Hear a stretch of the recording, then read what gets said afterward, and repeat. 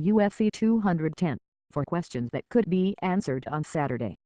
Saturday night's UFC 210 marks the company's return to city of Buffalo on Saturday night from the KeyBank Center. It is the UFC's first card in the city since UFC 7 in 1995. The main event features a rematch for the light heavyweight title as Daniel Cormier defends against Anthony Johnson. And in the co-main event, former middleweight champion Chris Weidman goes up against former Strikeforce light heavyweight champion Gegard Mousasi. There are plenty of questions heading into UFC 210. Here are for 1. Is Cormier overlooking Johnson? Normally, you would say a champion and a two-time Olympic wrestler wouldn't have that mindset. But Cormier has been talking a lot about former champion Jon Jones, who will be in the arena for the fight. He's threatened Jones if he gets in the cage after the fight if he can get by Johnson.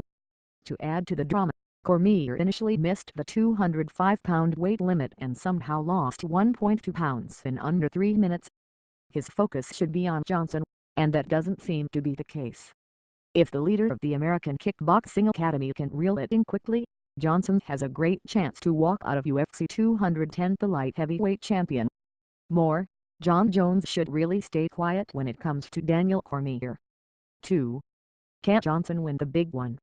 Johnson fell short when he challenged Cormier for the vacant title back at UFC 187 in May 2015, losing by third-round submission. Since the loss, Rumble has been on a tear, scoring 3 consecutive knockouts over top contenders Ryan Bader, Jimmy Manuwa and Glover Teixeira to net another opportunity at the gold. It's hard to get one title shot, but for a fighter to get 2 chances is extremely rare.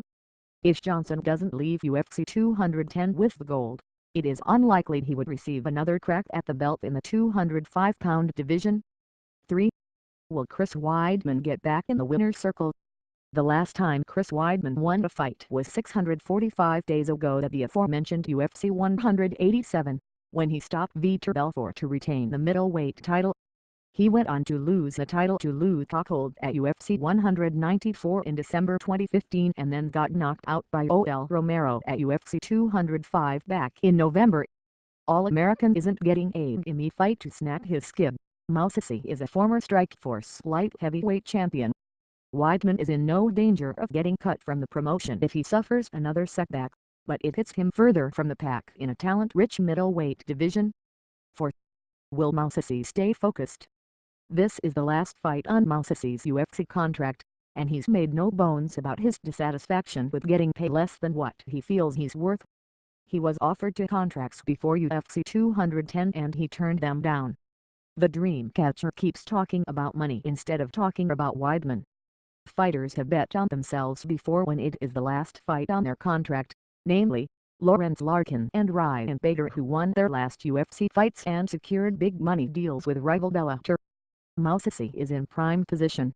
He's won 4 consecutive fights and appears to be catching Weidman at the right time.